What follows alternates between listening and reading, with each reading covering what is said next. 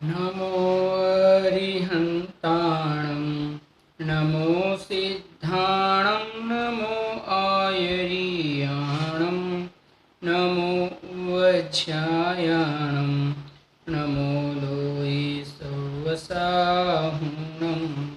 मङ्गलं भगवान् वीरो मङ्गलं गौतमो गणी मङ्गलं कुन्दकुन्दार्यो जैन धर्मोस्तु मंगलम सर्वमंगलमांगल्यं सर्वकल्याणकारकं प्रधानं सर्वधर्माणां जैनं जयतु शासनं जैनं जयतु शासनं। बोलो उत्तरादेव शास्त्र गुरु भगवान की जय। श्री समाधि मरण के ऊपर अपनी चर्चा चल रही है।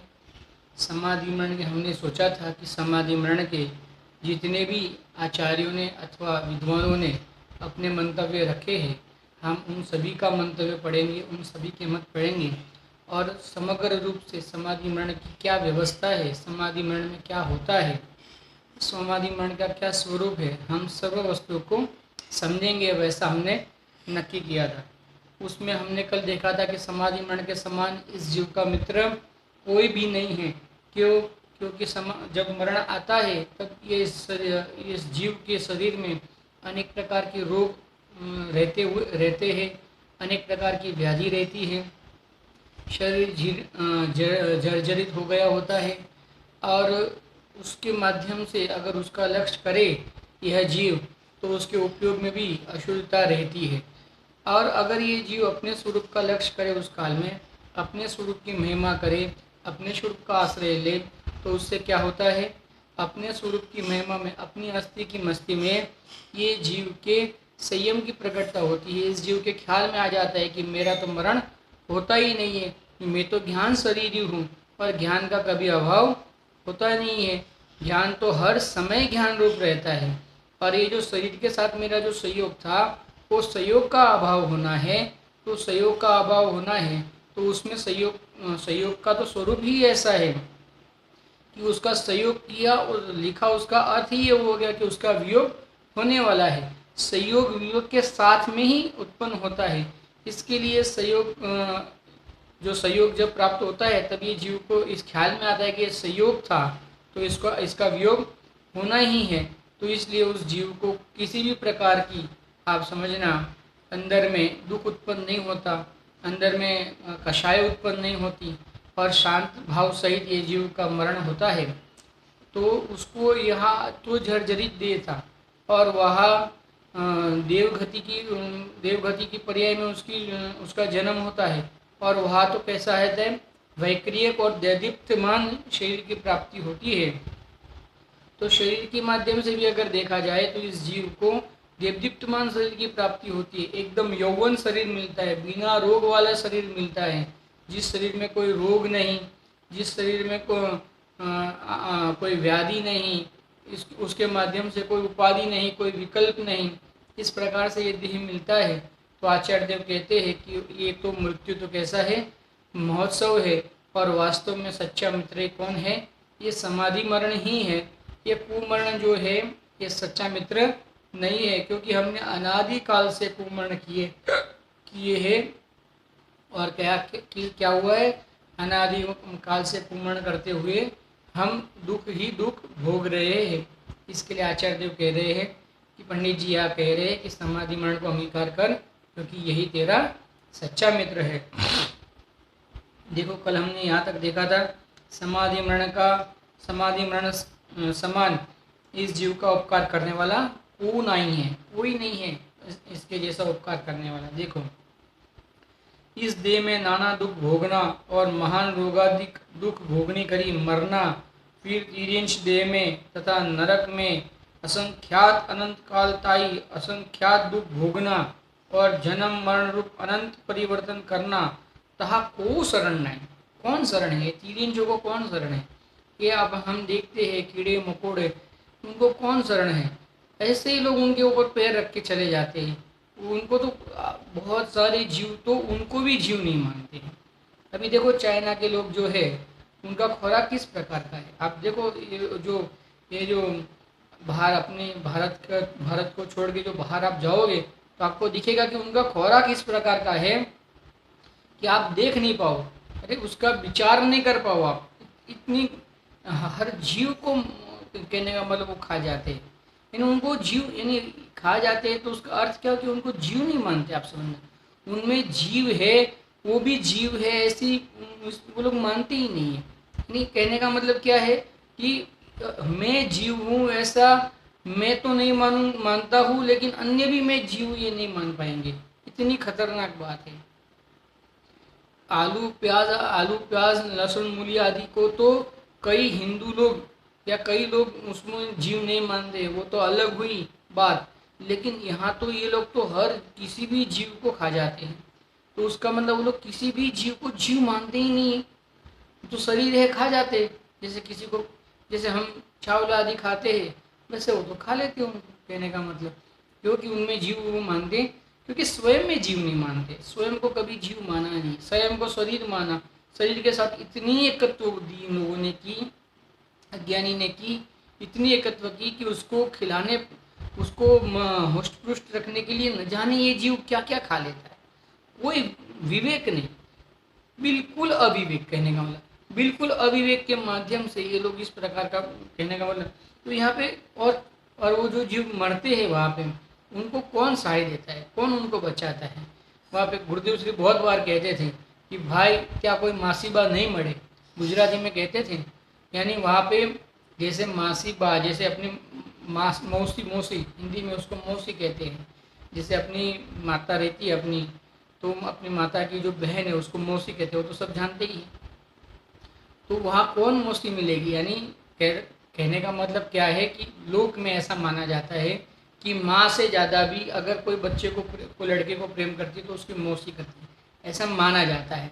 तो क्योंकि वो जो मौसी होती है ना, तो मौसी को अपनी बहन का लड़का प्रिय होता है। पहले ऐसा होता था, आज होता है कि नहीं होता है पता नहीं है, लेकिन ये तो पहले की बात है ना। तो जो मौसी होती है ना, वो अपनी बहन की बच्चे को या बच्ची को बहुत प्रेम करती है, बहुत उनके उसके प्रति उसको बहुत ममत्व होता है, ऐसा एक वस्तु स्वरूप है।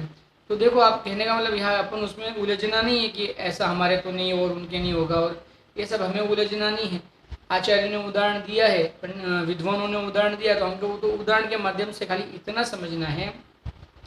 गुरुदेव श्री ऐसा कहते थे वहाँ कोई मासीबा नहीं मिलेगी, यानी वहाँ पे कोई आपकी मौसी नहीं मिलेगी जो आपको पूछेगी कि बेटा तुझे भूख लगी या नहीं लगी है, तुझे प्यास लगी या नहीं लगी है, तुझे कोई त्रास तो नहीं दे रहा है, तुझे कोई मार तो नहीं रहा है, तुझे कोई सता तो नहीं रहा है। ऐसा वहाँ पे कोई पूछने नहीं आएगा। आप देखो, आप अगर आप एनिमल प्लेनेट या नेशनल जियोग्राफी आदि चैनल देखते होंगे तो आपने देखा होगा कि वहाँ जो तिर्यंचों का जो जीवन है वो कितना भयानक जीवन है। हर समय भयाक्रांत रहता है वो। अरे शेर जैसे शेर भी भयाक्रांत रहते हैं, क्यों? क्योंकि दूसरा शेर नहीं मार जावे। हर जीव भयाक्रांत रहता है, तिर्यंच गति का जीव प्रत्येक समय भयाक्रांत रहता है। क्यों? क्योंकि उनको हर समय दूसरा जीव उनको मार नहीं दे, दूसरा जीव उनका भक्षण नहीं कर ले, इसकी हर समय उनको चिंता रहती है, क्योंकि शरीर में वो ऐसा मान के रखा है। ये सब जो जितनी भी चिंता है, ये जितना भी भय है, ये शरीर में हूँ इस माध्यम से ये जीव को भय रहता है। इस जीव ने शरीर को अपना माना है, शरीर को अपना माना है, तो ये शरीर में हूँ इस प्रकार का भय जीव को सदा काल रहता है। आप समझना, वह कौन आपको मदद करेगा? क्या कहते हैं, वह शरण नाई, वह कोई शरण नहीं देने वाला है, वह कोई पूछने वाला नहीं है कि भूख लगी है तो बेटा ये ले ले खाना खा ले, प्यास लगी तो बेटा ये ले ले पानी ले ले, वह कोई पूछने वाला नहीं। आप समझना, लोग कह सकते हैं हम तो कबूतर को चाना भी वो भी डालते हैं, ज्वार भी डालते हैं, और कुत्ते को रोटी भी देते हैं, और दूध भी पिलाते हो, और ये भी करते हो। अरे भाई वो कितनी कितनी संख्या में है, वो उसकी आप जो बता रहे हो उसका परसेंटेज कितना है आप बताओ जरा, गिनो जरा, उनकी राशि गिनो, और उसमें उन जीवों का रक्षण कितने कितने लोगों का माध्यम से उनका रक्षण होता है वो गिनो आप। अरे आपको पता है, अगर आपकी कॉलोनी में जो कुत्ता रहता है उसको अगर आपने दूध रखा है उसके पीने के लिए, और अगर बाजू की कॉलोनी वाला कुत्ता आता है तो आप उसको पीने नहीं देंगे, तो आप समझना आप कहते हो कि आपके जीव के प्रति प्रेम है। अरे आपने अपनी कॉलोनी के कुत्ते के प्रति आपको राग है, समझना, और उसके प्रति द्वेष है, कोई रक्षण करने वाला नहीं, कोई सहाय करने वाला नहीं, कोई बचाने वाला नहीं, कोई पूछने वाला भी नहीं। बचाने वाला तो छोड़ो, कोई पूछने वाला नहीं, वहाँ कोई शरण नहीं।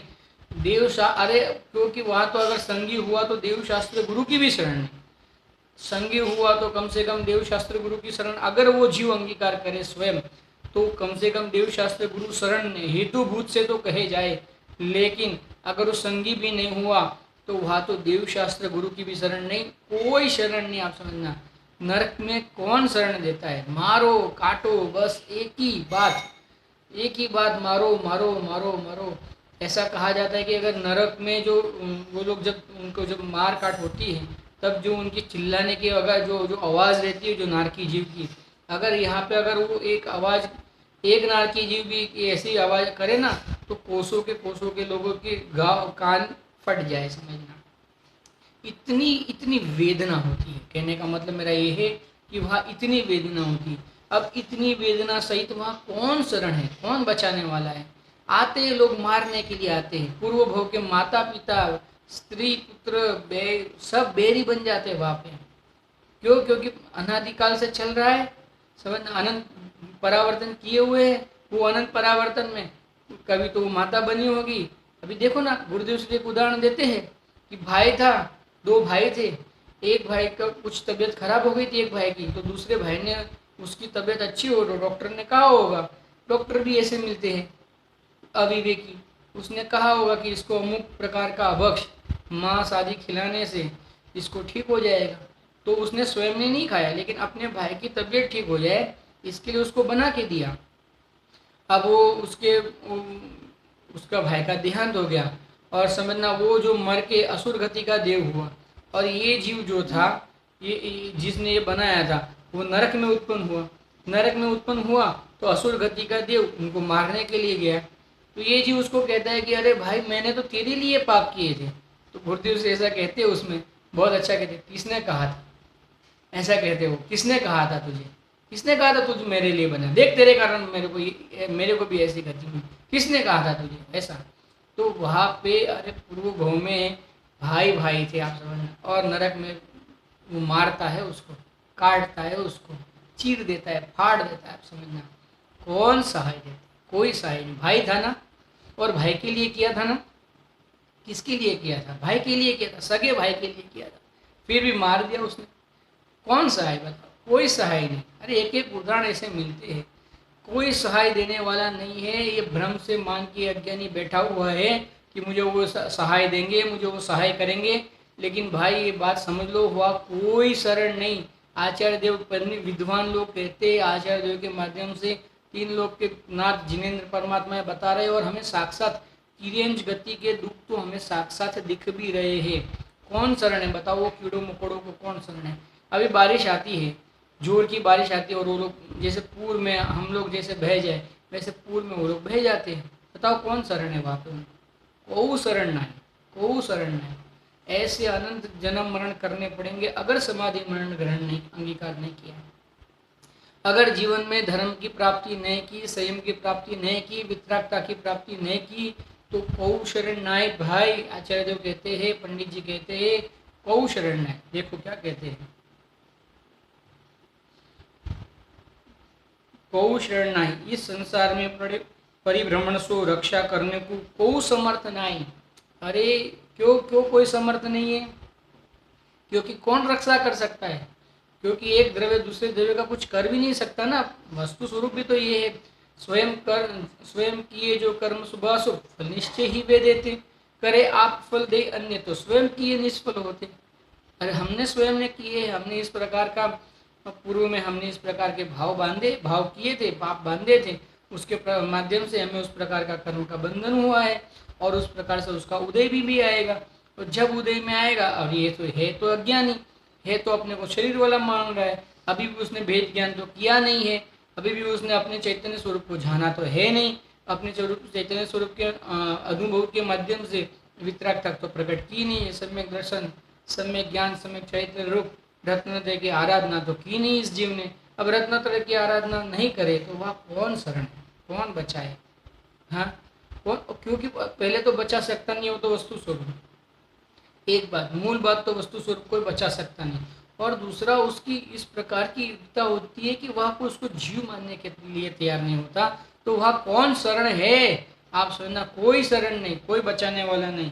देखो क्या कहते हैं, इस संसार में परिभ्रमण से रक्षा करने वाला कोई समर्थ नहीं, कोई समर्थ नहीं, क्योंकि तूने उस प्रकार के कर्म बांधे थे, वो उदय में आएंगे और उस प्रकार से तुझे दुख भोगना पड़ेगा, उस प्रकार से तुझे आकुलित होना पड़ेगा, क्योंकि अभी भी तूने क्या नहीं किया, भेद ज्ञान नहीं किया। शरीर में नहीं हूँ, मैं तो चैतन्य स्वभाव परमात्मा ज्ञायक स्वभाव हूँ, मैं तो जैसे परमात्मा है वैसा मैं हूँ, ऐसा मैंने अपने आप को नहीं माना। इसके लिए कोई समर्थ नहीं बचाने में। आप समझना क्या कहते हैं, कदाचित अशुभ कर्म का मंद उदय थे, मनुष्य गति उच्च कुल, इंद्रिय पूर्णता, सत्पुरुष ने का संगम, भगवान जिनेन्द्र देव का परमागम का उपदेश पाया है। अब तो श्रद्धान ज्ञान त्याग संयम सहित समस्त कुटुंब परिग्रह में ममत्व रहित देहते भिन्न ज्ञान स्वभाव रूप आत्मा का अनुभव करी, भय रहित चार आराधना शरण सहित मरण हो जाए तो इस समान त्रैलोक्य में तीन काल में इस जीव का हित है नाही, कोई ऐसे इसके जैसा हित नहीं है। अभी अपनी बात ले रहे हैं कि मुझे मनुष्य गति मिली, संगीपना मिला, अरे वितराग देव शास्त्र गुरु मिल गए, उनकी साक्षात वाणी मिल गई। अभी हमने हमारे पास ये जो जिनवाणी है ना, वो भगवान की वाणी है, भले ही आचार्य देव के माध्यम से निकली हो, भले विद्वानों ने आचार्य देव के माध्यम से समझ के अपने भावों को प्रकट किया हो, लेकिन ये बात जो है ये किनकी है? जिनेन्द्र भगवान परमात्मा की है। ये वाणी हमको मिली, ये वाणी हमने सुनी, ये वाणी हमको अच्छी भी लगी। अब तो अच्छी लगी, सुनी, अच्छी लगी, तो आचार्य पंडित जी क्या कहते हैं कि अब तू आत्मा का अनुभव कर ले। क्यों? क्योंकि फिर अभी नहीं करेगा तो कब करेगा? अरे इतने सहयोग तुझे मिल गए, इतने तुझे कहने का मतलब तुझे क्या नहीं मिला, सब अवसर मिले। टोडर मिल साहब कहते हैं कि तुझे सब अवसर मिले। पहले तो मनुष्यपना मिलना दुर्लभ, समझना। मनुष्यपना मिला तो उसमें लब्ध समझना, मनुष्यपना मिला तो उसमें लब्धि में पांच इंद्रिय की पूर्णता होना दुर्लभ। पांच इंद्रिय पूर्ण हुई, समझना। तो कैसे देखो, जिनकी पांच इंद्रिय पूर्ण हुई और मनुष्य गति में है, तो भी देखो कैसे ये भिखारी जो है दिख रहे हमें, ये बाहर में रोगी दिख रहे हैं हमें, किस प्रकार से तड़प तड़प के मर रहे हैं, हम देख रहे हैं उनको, वो पड़े हैं वहाँ पे ना, उनको भी कौन जीव गिनता है। लोग उनको थूक के जाते हैं उनके ऊपर, अरे कुत्ते उनके ऊपर पेशाब करके जाते हैं, वो ऐसे पड़े रहते हो बाहर रास्ते पे ही। आप समझना, ना नहाने का ठिकाना, ना धोने का ठिकाना। भगवान क्या होते हैं, मैं कौन हूँ, कुछ उस जीव को ज्ञान नहीं। जो बख्श अबख्श जो मिला, जैसा मिला, बासी मिला तो वो खा लेता है, समझना। तो ये दुख हमें नहीं दिख रहे। तो अब हमारी वैसी तो दशा नहीं है ना। हमारी कैसी दशा है? हम सब संपन्न जीव है, हम मनुष्य गति के जीव है, संगी पंचेंद्रिय जीव है, मोक्ष मार्ग में है उपादेय करने रूप हमें बुद्धि भी प्रकट हो गई है। और हमें वास्तव में, हमें बाहर में धनादि की भी कोई आकुलता नहीं है, धनादि को उपार्जन करने की भी कोई आकुलता नहीं है। और वितराग देव शास्त्र गुरु की प्राप्ति भी हो गई है, उनका उपदेश भी मिला है और हमने सुना भी है, हमको अच्छा भी लगा है। तो कहते अब तो अनुभव कर, इससे ज़्यादा अवसर क्या मिलेगा? इससे अच्छे अवसर क्या मिलेंगे कि हमें भगवान की वाणी मिली, हमें अच्छी लगी। अब ये ख्याति लाभ पूजा आदि के अंदर इन भावों को जो यहाँ तक की जो तुझे प्राप्ति, सहयोग की प्राप्ति हुई है, उसको तू क्या कर, उसको तू व्यर्थ मत गवा। ये तुझे जो मिला है उसको क्या कर, उसका बहुमान कर, उसको व्यर्थ मत गवा, उसकी महिमा कर। अभी ये जो मिला है ना, तो अब मैं किसी भी प्रकार से वितरागता को ही उत्पन्न करूँगा रागादि में। अब हम कब वो है ना भक्ति, रागादि ना करेंगे, चिदानंद रस पान करेंगे, है ना। अब हम विषयों में नाही रुलेंगे, चिदानंद पान करेंगे। अब हम विषयों में नाही रुलेंगे, चिदानंद पान करेंगे। आप समझना, अब हम विषयों में नहीं रुलेंगे। अब हम क्या करते हैं, प्रतिज्ञा लेते हैं कि अब हम विषयों में नहीं रुलेंगे। हम तो कहाँ जाएंगे, कहाँ उपयोग को लगाएंगे, अपने चैतन्य स्वरूप आत्मा में उपयोग लगाएंगे। ऐसा उपयोग लगाएंगे कि फिर बाहर आना ही नहीं पड़े, फिर कुछ करना ही नहीं पड़े। समझना, ऐसा कृत बना प्रगत कर लेना चाहिए कि क्या, फिर कुछ करना ही नहीं पड़े, हमारे लिए फिर कुछ करना नहीं पड़े। ऐसा ऐसा कृत अगर पना प्रकट कर लिया इस जीव ने, तो इससे कोई अच्छी बात है नहीं। समझना, इस जगत में क्या कहते हैं, देखो, जो संसार परिभ्रम से छूट जाना, सो समाधि मरण नाम मित्र का प्रसाद है। जन्म मरण से छूट जाना, ये समाधि मरण नामक मित्र का प्रसाद है। हमें सबसे बड़ा रोग कोरोना नहीं है, आप समझना। सबसे बड़ा रोग है जन्म मरण। जन्म मरण समान इस जीव के कोई रोग नहीं है। क्यों? क्योंकि ये नियम से आना है। कोरोना तो देखो कितनी पब्लिक है। अरे भारत की देखो तो 130 करोड़ पब्लिक है, उसमें से 3-4 लाख लोगों को कोरोना आया है। समझना, सभी को नहीं आया है। तो ये सबसे बड़ी बीमारी नहीं, लेकिन 130 करोड़ के 130 करोड़ को जन्म मरण होना है। भारत के सभी को होना है, लेकिन है तो भारत की गिनो ना। अपन अगर खाली भारत के भी गिनो तो 130 करोड़ के जितने जीव है, सभी के जन्म मरण होना है या नहीं होना है? होना है। आपको नक्की करना पड़ेगा, क्योंकि है साक्षात सामने दिख रहा है। जितने जीव का जन्म हुआ है, समझना, यानी बाहर में जो हमें ये सहयोग दिख रहे हैं, उतनों का मरण होना ही है। ये तो साक्षात है। यानी इसका अर्थ ये हुआ कि इससे बड़ा रोग कोई नहीं है। ये सबसे बड़ा रोग है, जन्म मरण करना ये सबसे बड़ा रोग है। और ये समाधि मरण क्या करता है, ये सबसे बड़े रोग का अभाव करता है।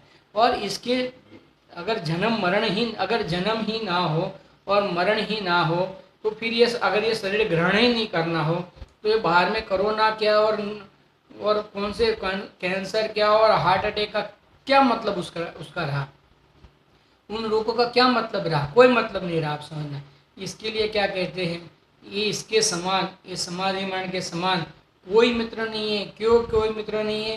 क्योंकि इस समाधि मरण ने, कोरोना ही आ जाता है, इस समाधि मरण ने इस जीव का सबसे बड़ा रोग का हरण कर लिया है। जो जन्म मरण नामक जो इस जीव का रोग है, इस समाधि मरण ने इसका हरण कर लिया है। इसके लिए समाधि मरण समान कोई मित्र नहीं, कोई मित्र नहीं भाई, कोई मित्र नहीं। बाहर में कोई शरण नहीं और समाधि मरण जैसा कोई मित्र नहीं। समझना, कितनी बढ़िया बात बताई पंडित जी ने। देखो, समाधि मरण कल्पवृक्ष है, क्या उपमा देते हैं, मित्र है, कल्पवृक्ष है। देखो क्या कहते हैं। अब उस उपमा के माध्यम से एक श्लोक पंडित जी कहते हैं, मृत्युकल्पद्रुमे प्राप्ते येनात्मार्थो न साधितः निमग्नो जन्म जम्लाते स पश्चात करिष्यति। कर प्राप्त जिन्होंने कल्प वृक्ष है, निज कल्याण न किया, वह विश्व पंख में फंसा हुआ, पश्चात कर सकेगा कुछ क्या? क्या कहते हैं, कर प्राप्त जिन्होंने कल्प वृक्ष की प्राप्ति कर ली है जिन कल्याण न किया। अगर उसने कल्याण नहीं किया, निज का अपना कल्याण नहीं किया, कल्पवृक्ष की प्राप्ति होने पर भी अगर अपना कल्याण नहीं किया, वह विश्व पंख में फंसा हुआ। वो विश्व पंख यानी कीचड़, विश्व यानी ये जो अनेक विकल्प है ना, संकल्प विकल्प, उसको विश्व कहते हैं। ये जो अनेक संकल्प विकल्पों में जो ये फंसा हुआ है, पश्चात कर सकेगा कुछ क्या? फिर तू क्या कर पाएगा? जो अगर तू अभी नहीं कर पा रहा है कि मृत्यु समीप आ गई है, तुझे ख्याल में आ रहा है कि मृत्यु समीप है, अब मरण किसी भी हालत में होना ही है, अब इस मरण से बचाने वाला कोई नहीं है, ख्याल में आ गया है। और ये भी ख्याल में आ गया है कि मैं जो हूँ, मैं तो ज्ञान शरीर हूँ और मेरा तो कभी मरण ही नहीं होता है। इस प्रकार से तुझे ख्याल में आ गया है। और ख्याल में आने के बाद अगर तू समाधि मरण को अंगीकार नहीं करता है, ग्रहण नहीं करता है, तो क्या कहते हैं, फिर तू बाद में कब करेगा? तू अभी नहीं कर पा रहा है, तू अभी ये काम नहीं कर पा रहा है, तो तू बाद में क्या करेगा? बाद में तू कैसे कर पाएगा? विचार ना। अगर हम अभी नहीं कर पाए तो बाद में कैसे कर पाएंगे? अभी नहीं कर पाएंगे तो कभी नहीं कर पाएंगे। जैसे कहते हैं ना, आज किया तो ही किया, बाकी फिर कभी नहीं किया। जो जीव आज नहीं कर सकता है फिर बाद में कैसे कर सकता है? नहीं कर सकता है।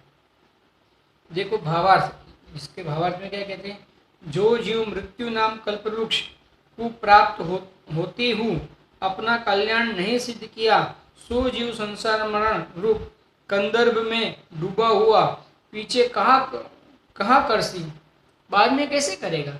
ये संसार रूपी कीचड़ में पड़ा हुआ ये जीव, अगर ये मृत्यु समान कल्पवृक्ष सामने आया है, तब उसने अपने चैतन्य स्वरूप की अस्थि की मस्ती नहीं प्रकट की, संयम प्रकट नहीं किया, तो फिर कब प्रकट करेगा? अरे अब तो अवसर आया है, अब सब अवसर आ गया है, समझना। अभी तो तुझे ये समझने, अभी तो बाद में तो तू समझ ही नहीं पाएगा, क्योंकि यहाँ से अगर मरण हो गया और संक्लेशता सहित मरण हुआ, नियम से तिर्यंज गति और नरक गति है।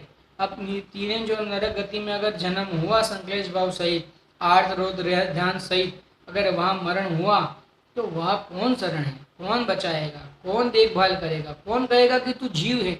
अरे तू परमात्मा छे, तू परमात्मा है ऐसा नक्की कर, वहाँ कौन कहने आएगा?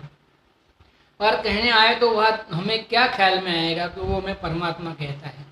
सोचो, विचारो, कौन कहने? अस्थिर जैसे क्रूर को, वो तो बहुत कम जीव ऐसे होते हैं जो शेर की पर्याय में भी ये नक्की कर लेते कि अरे ये मुनिराज तो मुझे भगवान कह रहे हैं, ये मुनिराज तो मुझे परमात्मा कह रहे हैं, जैसे भगवान है वैसा मुझे बता रहे। अरे ऐसे तो कोई तिर्यंज अपने आप को अनुभव कर लेंगे, आप समझना।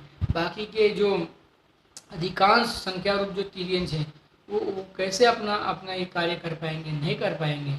कल्पवृक्ष समान ये मृत्यु मिला, तो वहाँ समझना, वहाँ नक्की करने का अब अंतिम अवसर मिल गया कि मैं ये मरण मेरे होता ही नहीं है, मैं तो ज्ञान शरीर हूँ। अगर वहाँ ये नक्की करने का अवसर मिल गया और वहाँ भी अगर नक्की नहीं किया तो फिर कब करेगा?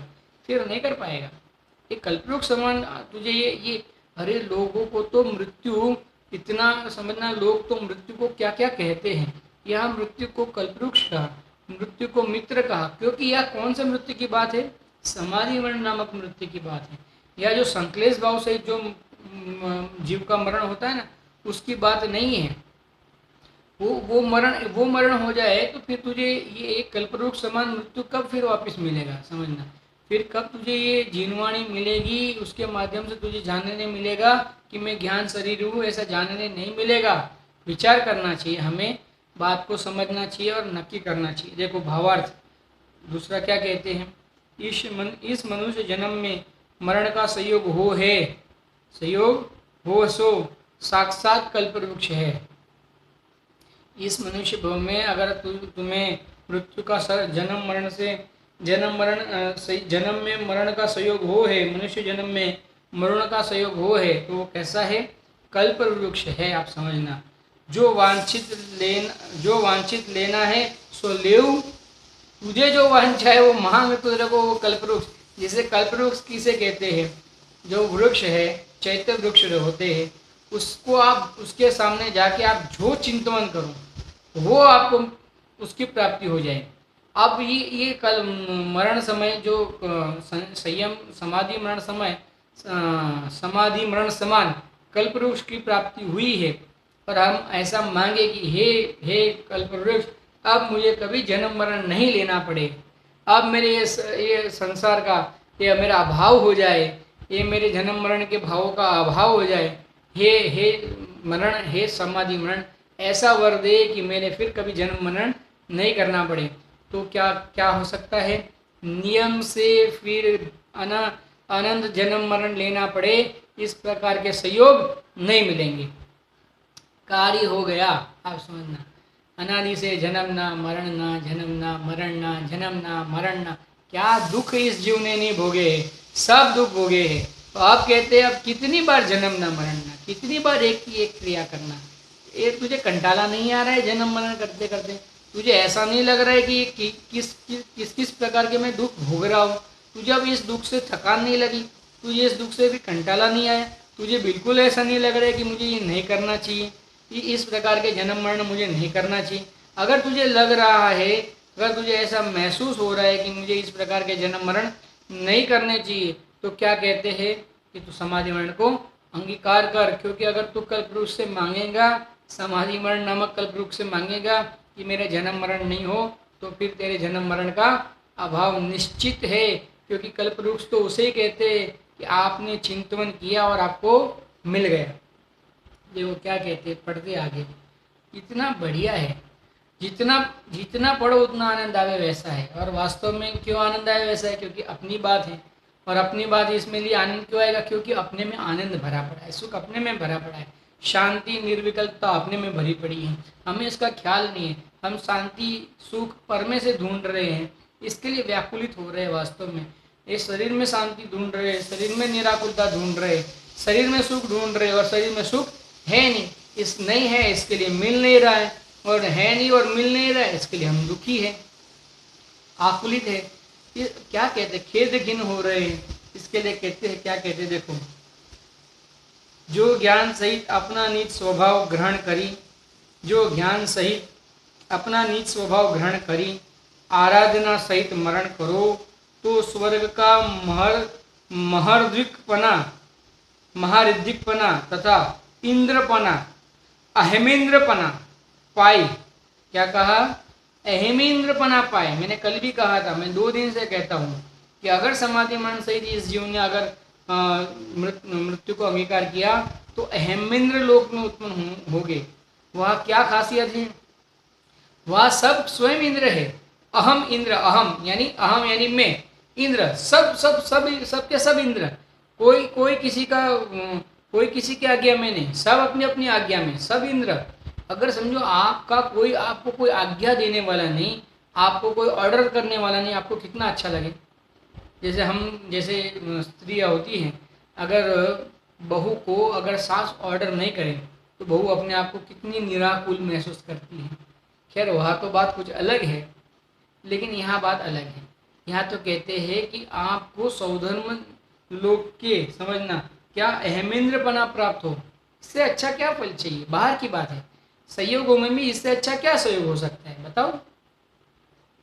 पीछे चक्रवर्तीपना, गजब, तथा तीर्थंकर हो निर्वाण पाओ।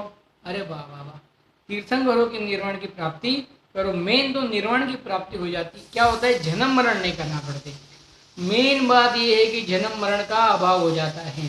अब ये शर्मजनक जन्म मरण नहीं करने पड़ते। देखो, मरण समान त्रैलोक्य में दाता नहीं। कौन सा मरण? समाधि मरण। यहाँ पे मरण लिखते हैं, लेकिन हमें समाधि मरण पढ़ना चाहिए। मरण समान यानी समाधि मरण समान त्रैलोक्य में कोई दाता नहीं। दाता यानी देने वाला, दान देने वाला दाता। आप समझना, दान देने वाले को दाता कहते हैं। तो जो दाता है ना, दाता हमारे पास कैसा दाता है कि हमें अपना सर्वस्व दे देता है, ऐसा दाता है। हमें अपना सर्वस्व दे देता है, ऐसा दाता है हमारे पास। समझना, देखो, ऐसे दाता को पाए करी भी जो विषय की वांछा कसाई सहित ही रहोगे। अगर ऐसा दाता मिलेगा तो भी विषय की वांछा और कसाई सहित ही रहोगे, तो विषय वांछा का फल तो नरक निगोद है। विषय वांछा का फल क्या है? नरक निगोद है। अरे साक्षात भगवान उतर, ये तो होता नहीं है अपने यहाँ, तो कोई पूर्व भगवान का जन्म होता नहीं है। लेकिन अगर ऐसा कहो, चलो भगवान मत लो, देव ले लेते, वो स्वर्ग मत गति में से कोई देव उतर के आए और हमें ऐसा कहे कि हे जीव, मांग तुझे जो चाहिए वो मैं दूंगा।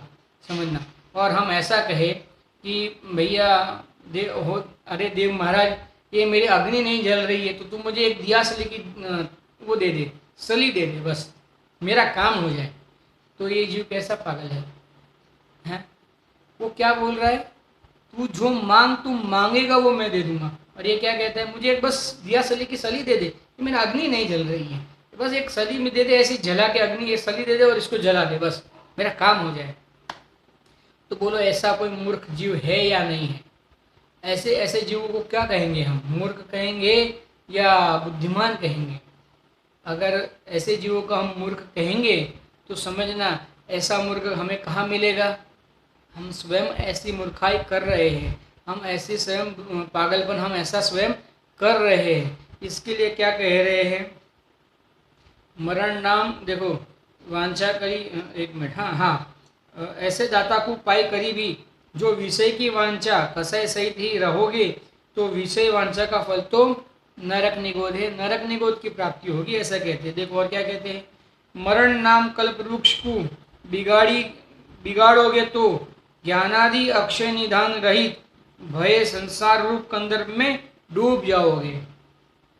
अगर इस कल्पवृक्ष आपने मिला है, समाधि मरण नामक कल्पवृक्ष मिला है, या आप समझो इस भव में मिलेगा, तो उसका अगर हमने उपयोग नहीं किया, उसका हमने अनादर किया, तो फिर क्या होगा, ये हम कैसे हो जाएंगे, ये संसार रूपी कंदर्प में डूब जाएंगे, संसार रूपी कीचड़ में डूब जाएंगे, कोई बचाने वाला सहारा देने वाला नहीं मिलेगा, आप समझना।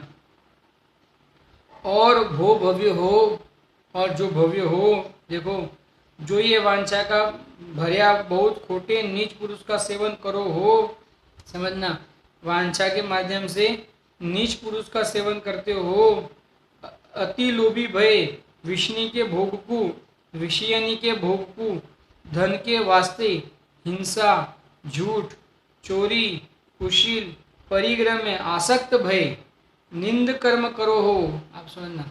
अरे व्यापार के लिए आप हिंसा, झूठ, चोरी, विषय वासना ऐसे निंद कर्म करते हो, कब, अरे मरण समय आए तब भी ये जीव को ऐसा होता है, जैसे कई बार उदाहरण मिलते हैं, जैसे मरण समय आता है तो उस बोल नहीं सकता, आप समझना, गुरुदेव श्री ऐसा उदाहरण देते हैं, बोल नहीं सकता, तो ये जीव उसको, जैसे हिंदू में राम की प्रमुखता होती है, तो अब उसके बच्चे उनको कहते हैं कि पिताजी राम बोलो, पिताजी राम बोलो, तो ये कहता है कितने भाई यहाँ पे बैठे हो, तो कहते हम चारों के चारे यहाँ पे बैठे, अरे तो दुकान पे कौन है, दुकान कौन संभालेगा, सब इधर मरे पड़े हो, दुकान कौन संभालेगा। अब देखो स्वयं मर रहा है, स्वयं की अंतिम घड़ी है, और अभी भी उसको ये नहीं समझ में आ रहा है कि मैं दुकान कौन संभालेगा, अरे दुकान अपने आप संभलती है भाई, उसका संभालने का स्वयं का उसका उसकी योग्यता है संभलने की, उसको कौन संभालेगा, जो स्वयं संभलता उसको कौन संभाले, जो स्वयं संभलता उसको कौन संभाले। फिर भी ये जीव, उसको मरण समय है, अब नक्की करना है कि मैं चेतन राजा हूँ, ये जड़ शरीर है, इसका मेरा कोई नाता नहीं, ये नक्की करने का समय आया है। उस काल में भी उसको दुकान, मकान, स्त्री, पुत्र आदि दिखते हैं, उसको ऐसा समझ में आता है कि अभी भी वो उसके लिए क्रोध, मान, माया, लोभ, हिंसा, झूठ, चोरी, कुशील, परिग्रह सब पाप करने के लिए तत्पर रहता है, समझना, सब पाप करने के लिए तत्पर रहता है। तो क्या कहते हैं, हिंसा, झूठ, चोरी, कुशील, परिग्रह में आसक्त भय निंद कर्म करो हो, और वांछित पूर्ण हुए भी वांछित पूर्ण हो नहीं होए, और जो वांछा की हो तो पूर्ण होगी नहीं, क्यों, सभी वांछा पूर्ण हो सकती नहीं, वैसा वस्तु का स्वरूप नहीं, क्योंकि वैसा अपने पल्ले में पुण्य नहीं। देखो, और हो भी गया तो क्या है, अगर ऐसा पुण्य मिला और हो भी गया तो क्या है उसमें, उसमें क्या बड़ी निहालता कर दी। देखो क्या कहते हैं, और दुख के मारे मरण करो हो, और दुख के मारे 8 रोज ध्यान के सहित मरण करता है।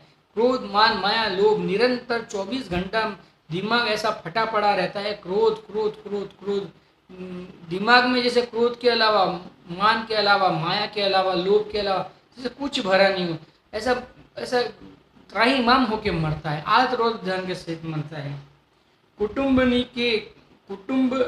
कुटुंब आदि नीकू छोड़ी विदेश में परिभ्रमण करो हो, अरे कुटुंब आदि को छोड़ के ये धन के लिए विदेश में परिभ्रमण कर रहे हो।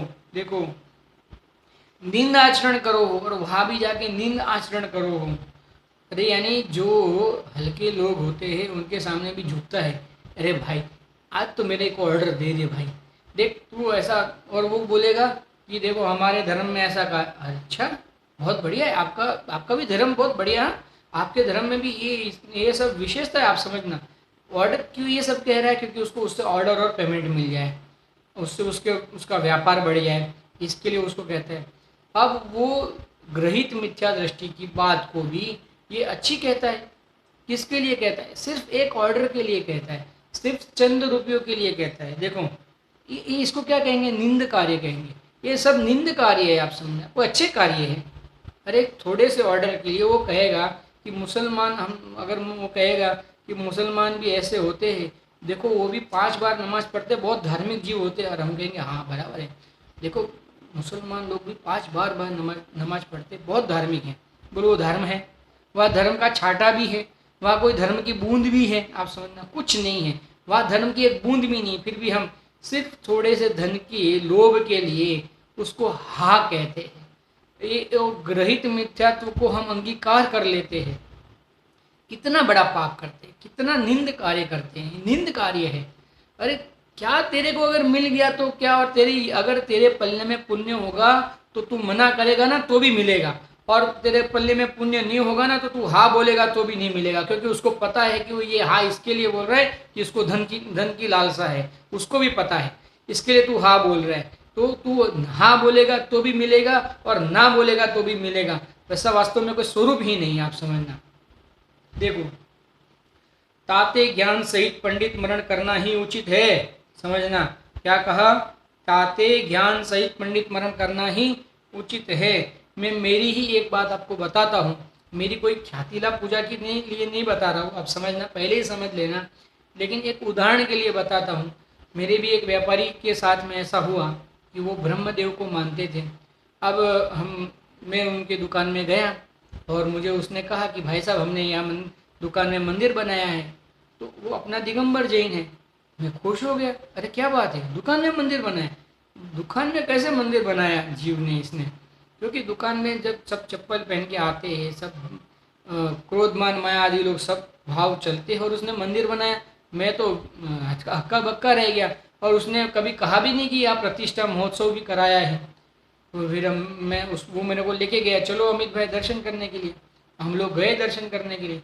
तो वहाँ एक केसरी कलर का पिंड था, उसको 2 चक्षु लगा के हुए थे, वो उसको झुक रहा था। मैंने देखा वहाँ कोई भी वितरागी प्रतिमा नहीं थी, फिर वो झुक रहा था। फिर उसने कहा अमित भाई ब्रह्मदेव। मेरे को समझ में नहीं आया वो ब्रह्मदेव किसे कहते हैं। फिर वापिस उसने कहा अमित भाई ब्रह्मदेव। मैंने कहा भाई होंगे, मैं नहीं मानता।